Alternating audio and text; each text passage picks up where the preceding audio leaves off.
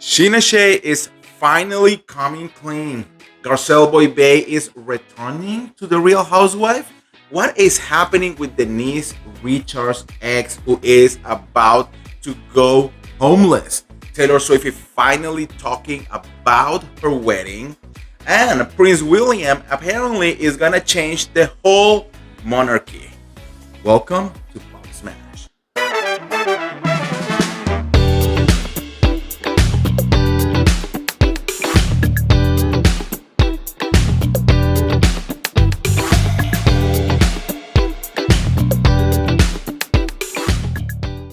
Hello, everybody, troop. Welcome back. I'm your host, Andy Shademan, and welcome to another day full of tea. Girl, today we have everything from the Real Housewife world to the pop culture streets and even going into the royal corner, okay? Because there are tea popping everywhere. How are you guys? I hope that you're having a beautiful weekend, that you are enjoying, that you are relaxing. I know a lot of you had a very hard week, so like this time is just to like relax a little bit, just have a little bit of fun. Am I right? It is my anniversary, not my wedding anniversary, because we already did that. That is in June. This is our get to know each other anniversary. Okay, I met my husband today 13 years ago, so we're definitely gonna be celebrating later. I just want to put that out there because I like you guys to get to know me a little bit too. Okay, and I know a lot of you are coming also from his YouTube channel, so yeah, today we are celebrating, and thank you for all your amazing wishes. Okay, guys, so I think we definitely need to start today, right, by remembering you. Is that remembering? No, I am remember you. No. Shit, Latino moment, guys. By shit, I completely blank out. I want you to remember. I hope that you guys kind of like know what I'm trying to say. Like this is like a huge Latino moment right now. But anyways, guys, please don't forget to subscribe right now, okay? If you are new here, welcome to the BEVERLY Troop, where I spill the tea every single day. And if you are coming from my old YouTube channel, well, welcome to the light. This is our new home, and we're just going, okay? So don't forget to subscribe, and hit that notification bell. Okay, guys, so I think the first thing that we need to do is talking a little bit about Scheana Shay. Okay, girl, Scheana just did a podcast with Alex Baskin, and this girl put everything out there. She's finally coming clean about her relationship with Lala Kent. If she was fired from the Valley, if Orange County is really her dream. She definitely mentioned it all on that podcast. I think there is a couple things that we need to understand, right? Um, Sheena is a person who is very big into knowing people and networking, and she's really good at it. Okay. So it is very funny when her name is brought up on like so many different shows by so many different people, right? Because she is kind of like in the middle of like every conversation, right? I think, honestly, to be very honest with you, one of the things that as a podcaster or if you're in the media, one of the things that you want to achieve is that, kind of like being a friend to everyone, right? Because that's how you get definitely the tea, and that is also how you create all of these great relationships, right? Um, so she is definitely on everyone's mouth.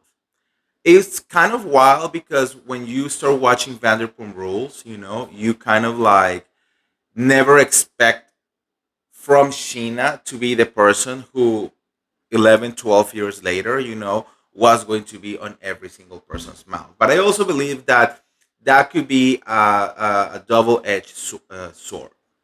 because at the same time you are inserting yourself into conversations, and it's not like you are gonna, like, when someone is telling you things, it's not like you're just gonna stay there quiet while someone is telling you all of this information. Okay, I know that firsthand. You usually are going to have an opinion, and there you're going to start going back and forward. Not everyone is your friend, or maybe you're trying to defend here, or maybe you're just trying to agree with this person, or to like see their point of view. And then these people are going to believe that, like, oh shit, like, we are actually BFF. She's going to have all my secrets and all of that. So it's definitely a fine line when you are in this world, in the world of like doing podcasts and giving your opinion and talking to people and trying to bring the truth sometimes, or calling people out because everyone wants you to be their best friend. But then you have this, which is your job, right? And I believe that, um I know, like, there are a lot of people who don't like Sheena, but like I have heard her podcast for a long time. I have had some conversations with her here and there. And I have never really see Sheena coming from a place of, like, thirstiness or hate, or, it's very weird. And I know it's going to be very shaky, and we're going to be talking about some of the things that she said, because now we're dealing with everything that happened on Orange County, and everything that is going on maybe with Lala and all of that. And I just don't believe that Sheena is, I don't believe that she's a bad person. I believe that she inserts herself on conversations without having a safety net, and that could get you into a lot of trouble. You know, Sheena is, again, she's coming clean about a lot of things. I'm gonna try to go very quickly into like what she said, but if you want to really hear the whole thing, of course, go to her podcast Shenanigans, and you can hear everything. It was very interesting to see an actual interview with Alex Baskin, because having Alex there kind of like really solidifies that whatever she's saying is now actually truth and not something that she is coming out of her mind, right? So the first thing that she talks is about Lala Kent. I think there is some kind of like feud going on with Lala. Apparently Lala was the person who opened her mouth to other people about everything that happened between Sheena and Brooke, before she was actually able to actually put it out there. Very quickly, if I'm right, I think Sheena told Lala, and Lala tell end up Jenna, and Jenna tell end up Zach, and God knows how more people out there. And Sheena kind of like make the distinction to saying that Lala didn't do it in a gossipy kind of way, because Lala was trying to like bring clarity to this Jenna girl about certain situation, but still it was Sheena's story to tell. So I think that's where like this kind of like feud is going on out there. Lala has been very vocal, on her podcast as well, on her interviews, and she's kind of like saying to Sheena, like, it's not all about yourself. You need to get over this. Like, if you forgive your man, then you should be okay with people talking about it. But at the end of the day, all of those opinions are easier said than done. I want you guys to understand, like, forgiving your partner for cheating is one of the hardest things that you will do in your life, and many, many, many couples will not do it, right? And it's not only about like, okay, forgive you, let's just move on with our life, because there is resentment, there is anger, there is all of these, right? Is the fact that you are losing something that is more important than love, and that is trust. And if there is no trust in a relationship, there is nothing there. There is no way to recover that relationship, because no matter how much you love someone, you will never be able to know what the other person is doing or saying or acting 24/7, So if there is no trust, there is nothing there. So if you're gonna for Sheena to put herself into the position where she's saying, I'm going to forgive you for this shit that you did, and we're gonna do the work, and we're gonna be able to move forward from this. It requires a lot of things. So I believe that yes, Lala did mess it up by going around and saying all of this because yeah, maybe I mean yeah, Sheena kind of like is trying to move on with her life, but that does not mean that she needs to be on now on every conversation, especially conversations with people that doesn't really like her. So I was kind of like agreeing with Sheena on that one. And I don't. I mean, it doesn't feel like it's a feud that is gonna last forever, but it's definitely something that the two of them needs to like sit down and really have a conversation about.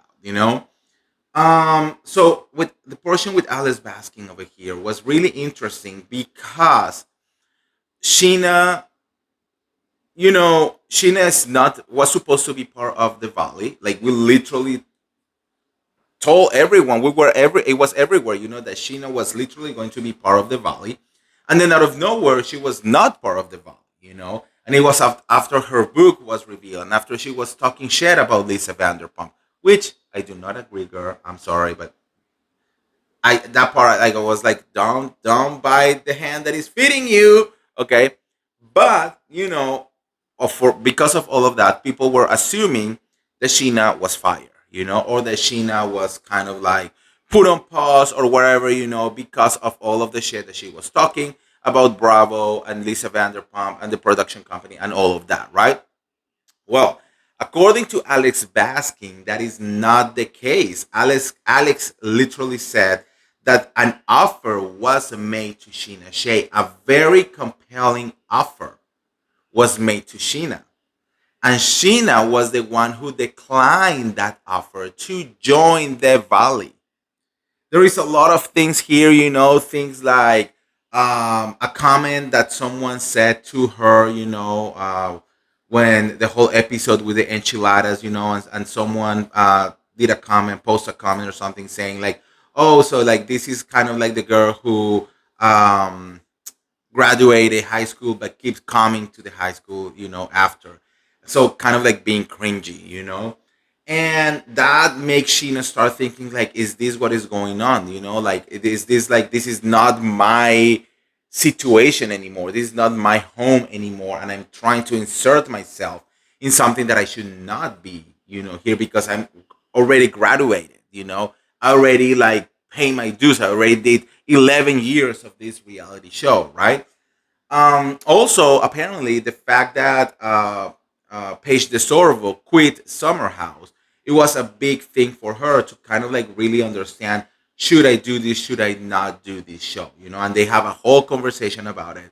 And at the end of the day, Sheena says, this is not a thing that I want to do. According to Sheena, reality TV is not even her ultimate for fulfilling dream. I mean, she has said it from a long time ago. She wanted it to be a performer. She wanted it to be an actress, maybe a singer.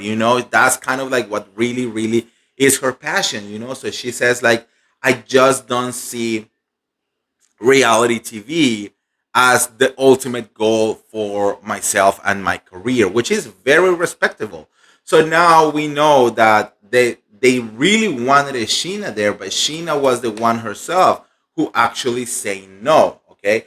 Alex, however, keeps saying, the doors will always be open, like you can really come back at any point. And I think, especially with the Valley, we all know that Sheena does have friendships with some of these people. So it will be very natural for her to be around this group of people.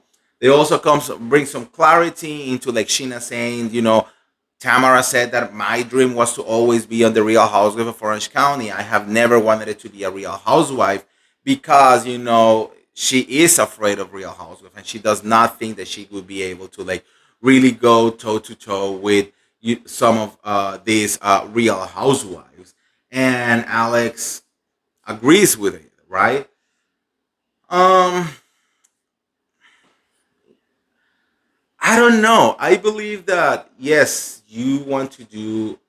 a lot of things, but sometimes you have to discover what you are good at it as well, and I think that I always like Sheena because she's really good at reality TV, and I don't know. I think she's gonna put it on the back burner for a little bit, but I think she's gonna have to find. She's gonna find a way to like return to it. There is a weird edition on the podcast that they cut the name.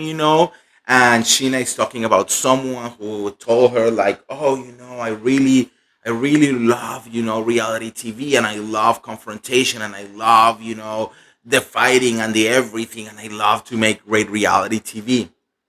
And according to Sheena, that's not her. And everyone is thinking that she's talking about Lala, how Lala is really, really actually craving to be part of the Valley, right? Um, but there are so much things that you can do when it comes to reality TV, and how you use the platform, to eventually do something amazing and do something that is really, really going to be worth it. And I don't know. I know there are people out there, especially or here, from the Beverly Troop who does not like Scheana Shay, but I have personally never have a problem with her. I think that she is good at what it needs to be good when it comes to reality TV. And I actually was excited to see her on the show because I wanted.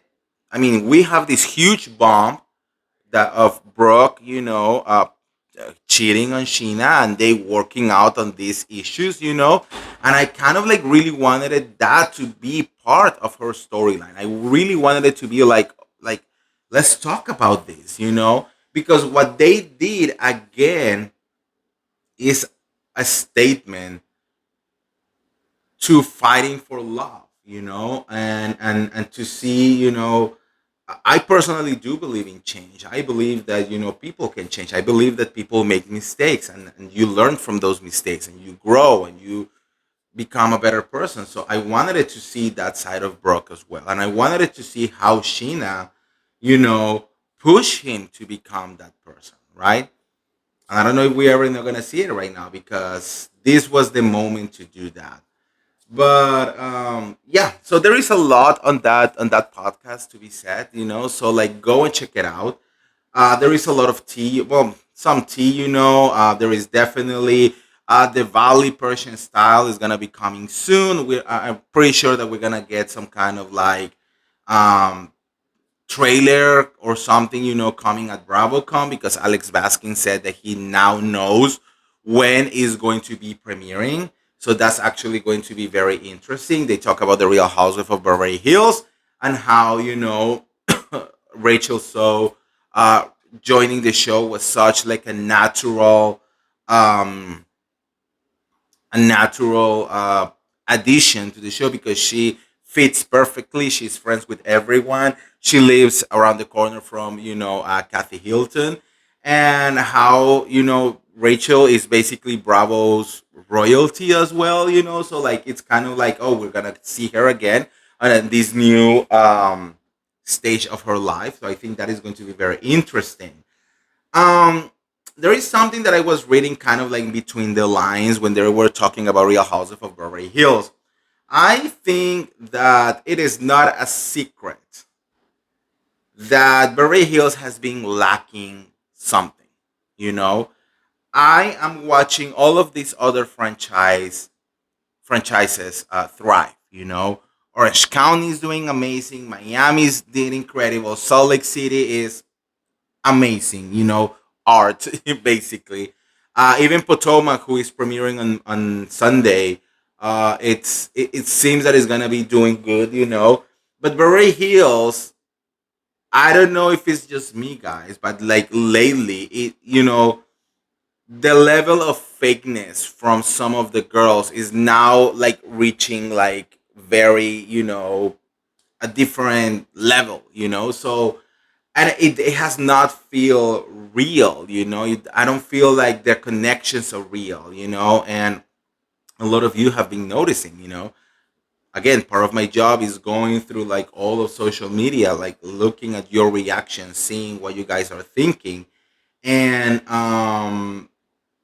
during this past, I want to say 2 or 3 years, there has been this feeling that Beverly Hills is definitely lacking, right?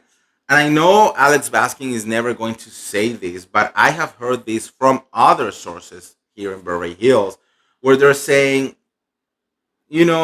this season it's going to be interesting, but I don't know if it's going to be giving what we are looking for. So by hearing to Alex, he was saying like this season is going to be so much fun, and there are so much fun, and everyone is having so much fun. And I was like, okay, we like fun, but we all know why we are watching these shows, right? So if you're not going to give us something to like really enjoy, or to like really get like involved, I think it's gonna be bad news for the show. I believe that you are only allowed to have a fun season if you are coming from a very, very dramatic season, you know? And that has not been the case for Beverly Hills. Honestly, I think since Erica Jane legal mess, there has not, well, maybe, okay, no, I'm lying. I think since Kathy Hilton amazingly destroyed Lisa Rena at that reunion, right? I don't think we have really had a big moment. And I think that's what people are lacking, because it's kind of like, okay, yes, they have their problems, but it feels like disconnected. I feel that they need to bring something, or maybe Rachel will be that something. I don't know, but I have heard certain things, and I'm a little bit worried. You know, I am a little bit worried because I want Beverly Hills to do amazing. Beverly Hills used to be my favorite franchise. I lived for Real Housewives of Beverly Hills. So and I don't know. I did not feel that excitement from Alex on that podcast. I didn't feel that. Like what Andy Cohen says, like this season is amazing. Like I have not heard anything. It's very much the generic call. Yeah, it's great. You are going to love it. Are we? You know, like I don't know. So, um, talking about Real House of Beverly Hills, very quickly, Garcelle Beauvais, she's finally kind of like opening up about why she left Real Housewife, and if there is a potential for her to return to the show. This is what she has to say. There was a moment at the reunion where I felt like I no longer belong here. I no longer fit in here. It was definitely a moment of like, this is not for me. It just didn't feel right. She, however, is not ruling out a potential return in the future. She also says that she has not talked to Sutton since that reunion, you know? Like she definitely felt completely betrayed by Sutton and by basically all of the ladies. So I think it will be interesting to see if Garcelle will be able to return to the show at some point. I'm going to tell you something. I understand Garcelle, but Garcelle also had not a lot of connections, and that's what is missing, guys. If you go and watch Miami, all of these ladies, or at least 90% of these ladies, are actual friends. You know, that go through shit together. If you go to Salt Lake City, even though some of them hate each other, they're actually there to make a show, and they actually have relationships outside of the show, right? I think when it comes to Beverly Hills, other than socialite connections, there are no real connections. You know, like no one is really being friends with anyone, and I think that's what is showing. That's what is lacking. And I really, really hope that when this new season comes, that we are going to be able to really enjoy it and really like I'm rooting for them. I really want them to be doing okay, but we cannot be blind to the things that we have been seeing on the past few years. You know what I mean? Okay. What else is happening out here? Well, Denise Richards, his ex, is desperate, and he is trying to get $150,000 from Denise Richards. He's so desperate that he is even expected to bring Denise Richards' OnlyFans earnings so he can somehow ask for $150,000. Okay, he's saying things that he's about to be evicted, that his utilities, water, power, and gas have all been turned off already. My question over here is, why don't you just get a job? I'm so sorry, but you're asking for $150,000 to live? Bitch, get an apartment here in Hollywood. It's $2,500 a month. Okay, I could hook you up. I mean, you need to live without, luxury, probably around $5,000 to $6,000 a month. You know, if you want to live here in Hollywood, and you want to ask $150,000, girl. I mean, the grabbing is insane. Okay, like if I was Denise, I will be like, no, bitch, you're not getting anything because for the past whole year, he did not bring $1 to the table. Everything was brought by Denise Richards. Everything, like even like the food, the utilities, everything. So I'm like, and you want to ask for $150,000 to leave, girl? Bye. Mm-mm-mm. I just don't get it. Like how people like do things like this. In actual good news, guys, Teddi Mellencamp just gave major life updates because apparently her cancer is gone. That is insane, okay? And this could be one of the most amazing news. Guys, I hope that I don't hear it, but like no matter how much you dislike Teddy Mellencamp, we need to celebrate this because she is a human being going through a horrible, horrible situation. Okay. So Teddy told people that her stage 4 cancer is gone amid an ongoing health struggle that began in 2022 and ended up with a stage 4 cancer diagnosis. Apparently, on her latest scans, the cancer might be gone completely. So she might be even going to remission. That could be, I mean, that will be amazing news for her. And I really, really, really hope that this is the case and that she is able to live a cancer free life. There is still, a long journey. This is not like taking a pill and just go home, but like, congratulations to Teddy, because she deserved to be alive.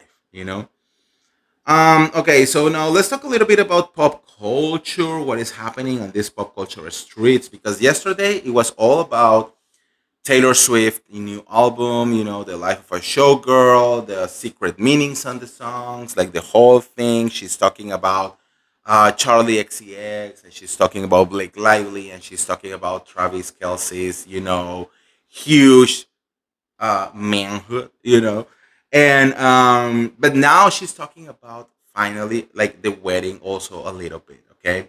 And a new interview. Of course, she's promoting her new album like everywhere, and it's actually has been really successful. There has been a little bit of backlash from some people, but that didn't like the album, but in general has been very well accepted. I mean, actually, a lot of Swifties are going out there, saying like the haters always do this every single time that Taylor drops a new album. They try to dissect it and they try to hate on it, which is actually an amazing, amazing album. The songs are great. I actually listened to the whole album. The lyrics, I mean, If you are a Taylor Swift fan, you know that you have to go for the lyrics. The lyrics are insane.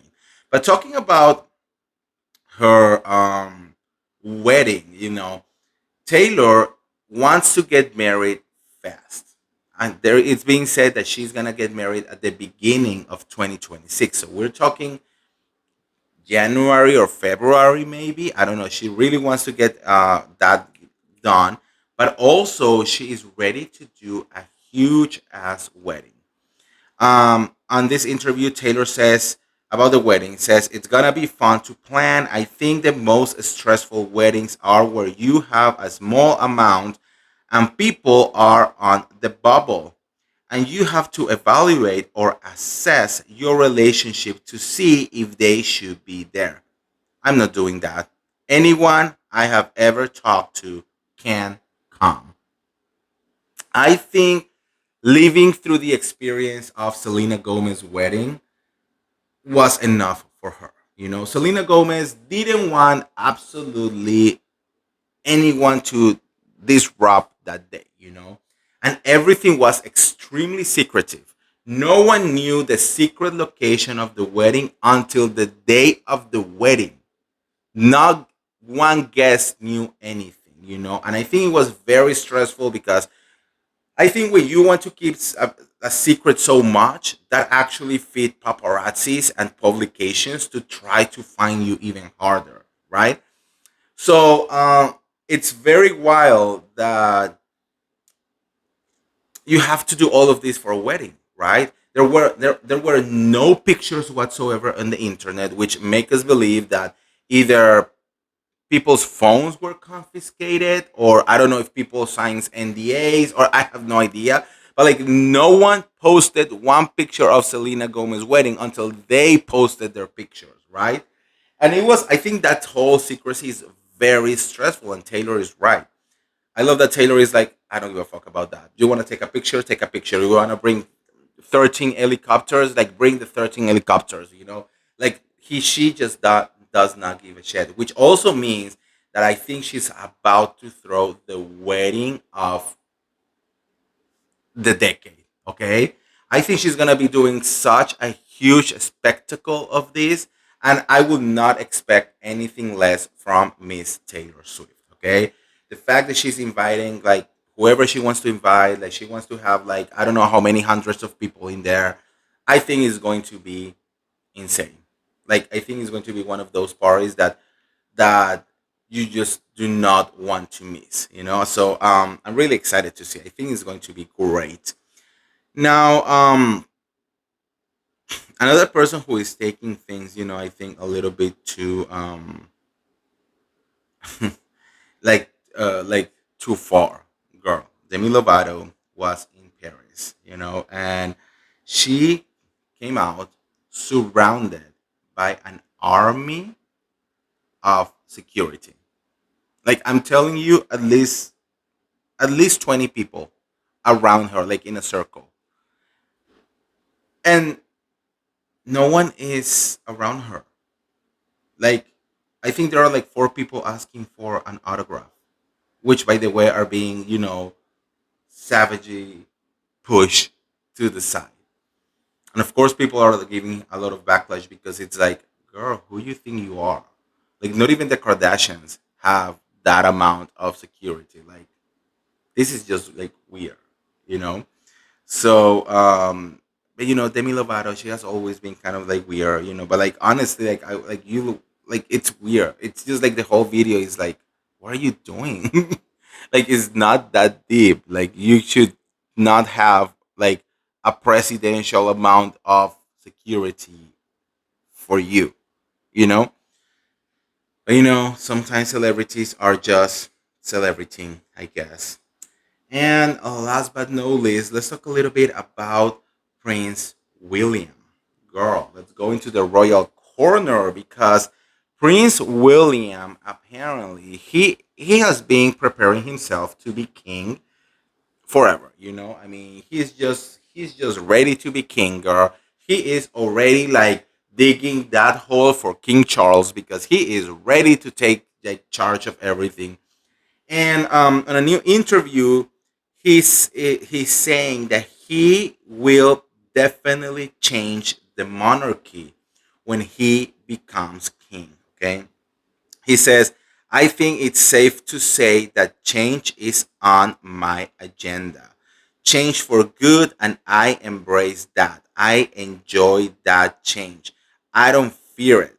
That's the bit that excites me. The idea of being able to bring some change, not overly radical, but changes that I think need to happen. I'm just thinking because I'm still like very every time that I talk about royalty, or the monarchy, especially in the UK, I'm like, but you don't have like real power.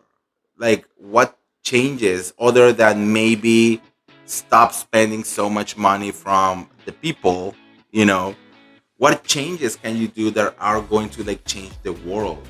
I mean, it's just like wow to me. But like, I'm wondering what are these changes that he is so eager to make. Is it that you're not gonna let your brother ever to come back?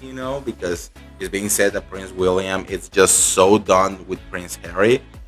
Or like, what does this mean for UK in general? What does this mean for the Commonwealth? What does this mean for the actual everyday people? That you come here and say that you're gonna change the whole monarchy. How are you gonna change the monarchy? Are you gonna make it better? Are you gonna be more involved in politics? Like, what does this really mean, right? So the only thing that I know is that King Charles is trying to stay as long as he can, and Prince William is kind of like you know drawing lines every time that passes because he wants he wants to get the throne no matter what. That is for sure. All right, guys. So that's it for today. Thank you so much for being here. Thank you much for watching this episode. Make sure to like this video, share this video, and subscribe to my YouTube channel. Remember, if you want to support my channel, all the information is on the description below. Okay. Also, my social media is down there, so you can follow me. Everyone else. All right.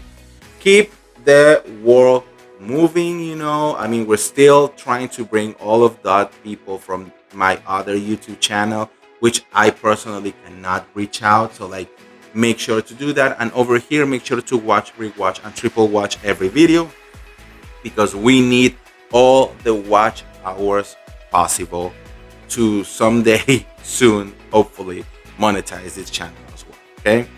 All right, guys. I love you, and I'll see you around. See ya. Bye.